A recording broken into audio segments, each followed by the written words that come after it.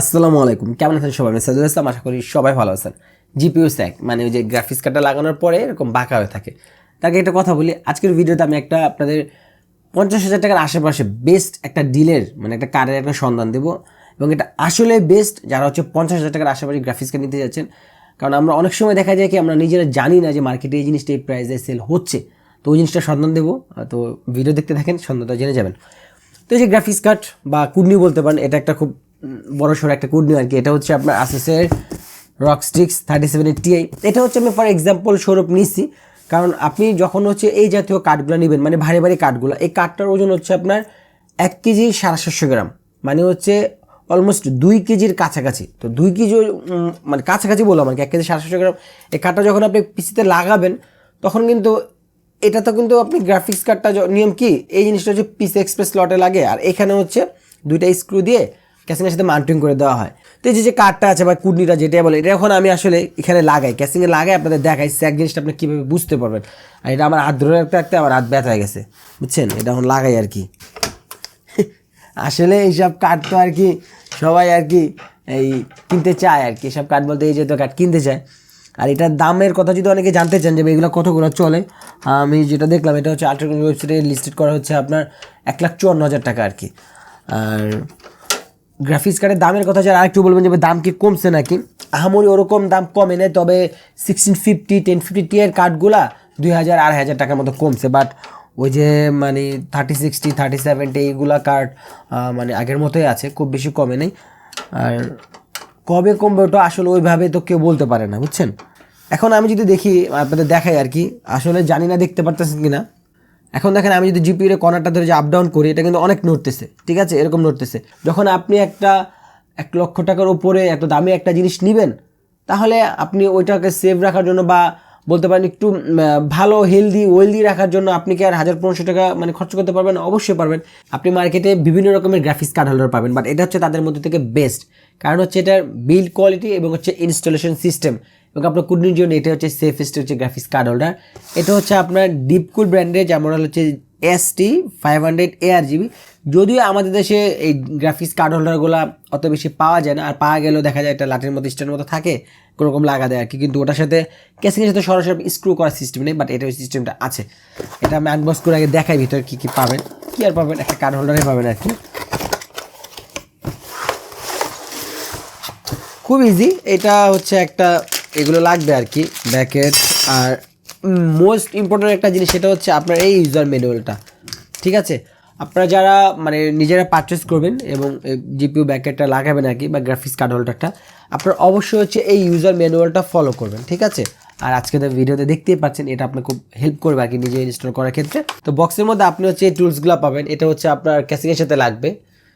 আর এখানে হচ্ছে আপনার 3টা স্ক্রু সেটের মতো দেখতে পাচ্ছেন, এগুলো হচ্ছে আপনার কার্ডের যে হাইট আছে, কারণ দেখা যাবে কি আপনার আমরা অনেকে দেখা যায় ATX ক্যাসিং থাকে, তো মাইক্রো ATX-এর মাদারবোর্ড লাগে, তো তাদের কিন্তু গ্রাফিক্স কার্ডটা একটু উপরের দিকে লেগে যায়, সেক্ষেত্রে এই যে হাইটটা অ্যাডজাস্ট করার জন্য।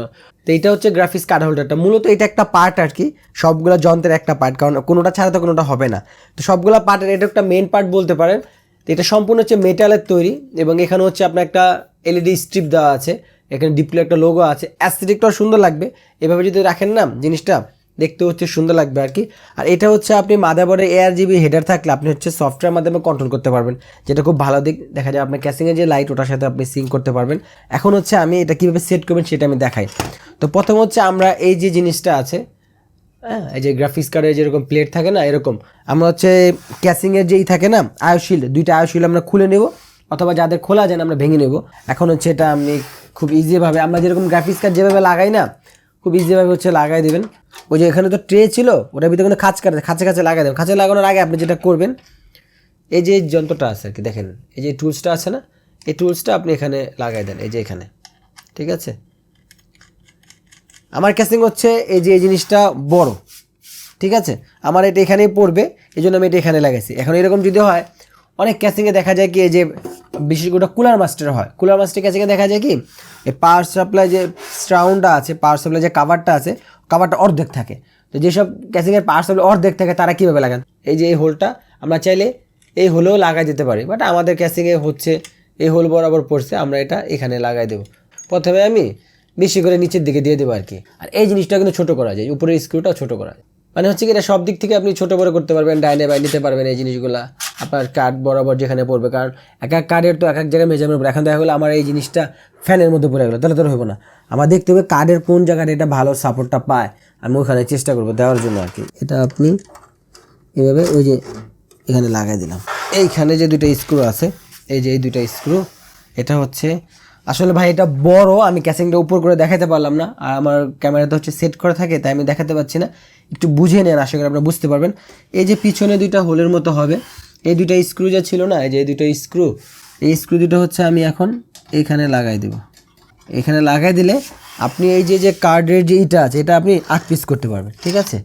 এই জিনিসটা এই যে 8 পিস করা যায়, দেখতে পাচ্ছেন তো, এই দেখেন পিছন থেকে টাইট দিয়ে দিয়ে জিনিসটা টাইট দিয়ে দিলাম। এখন আমি যেটা করব, আমার যে এই যে জিনিসটা আছে এটা তো কার্ড, আমি এটা এই জিনিসটা আস্তে আস্তে লুজ করব। এই যে স্ক্রুটা যে আমি লাগাইছি এটা লুজ করলেই তো আমার এই কাঠটা উপর দিকে উঠে যাবে।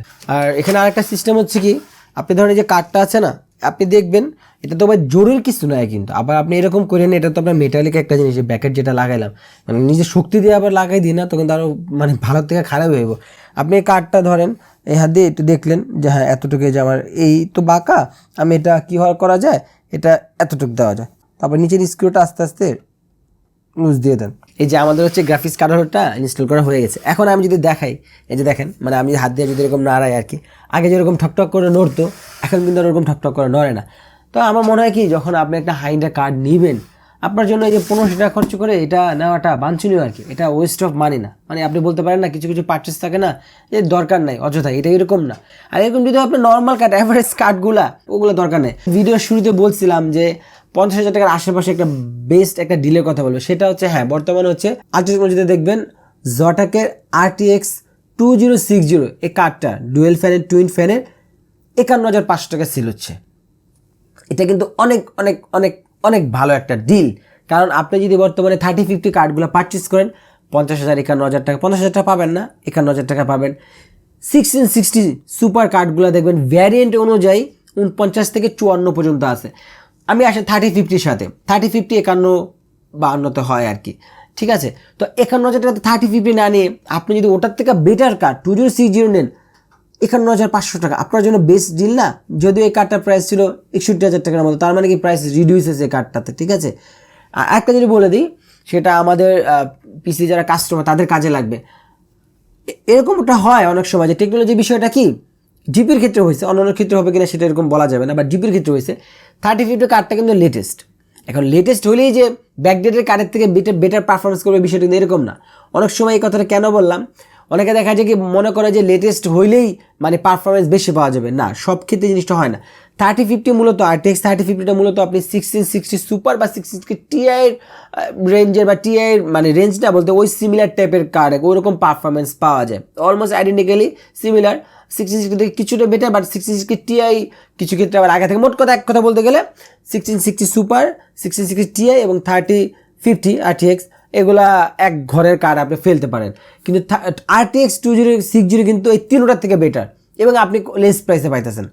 তাহলে আমার মনে হয় বর্তমান সময়ে মানে এই মুহূর্তে RTX জটাকের আর কি RTX 2060 51,500 টাকা এটা বেস্ট একটা ডিল। তো যাদের লাগবে আমার মনে হয় ওই এই টাকা দিয়ে এর থেকে কম মানে পারফরমেন্সের কার্ডগুলো নেওয়াটা দরকার নেই, কারণ আমরা যারা বায়ার তারা আলটিমেটলি হচ্ছে পারফরমেন্সটার জন্য জিনিসগুলো পারচেস করি, হোক সেটা প্রসেসর হোক সেটা হচ্ছে গ্রাফিক্স কার্ড। আমরা এমডিতেও নাই, আমরা ইন্টেলও নাই, আমরা আছি আমাদের প্রাইসে কোনটায় আমরা বেস্ট পারফরমেন্সটা পাই ওই দিকটা হচ্ছে যাই। লাইক হচ্ছে এখন 12 জেনে গেন করতেছে, দেখা যাক এমডি লেটেস্ট প্রসেসরগুলো কীরকম কী করে কী প্রাইসে আসে। তো এই ছিল আজকে টেক টিপস আর পিসি অনেস্ট ভিডিও পাওয়া টেক মিনে ফেসবুক পেজটা ফলো করবেন আর টেক মিনে ইউটিউব চ্যানেলটা মাস্ট সাবস্ক্রাইব করবেন, আমাদের দোয়া করবেন। দেখার জন্য কোনো ভিডিও আজকে আমি দেখে বিদায় নিচ্ছি, আল্লাহ হাফেজ।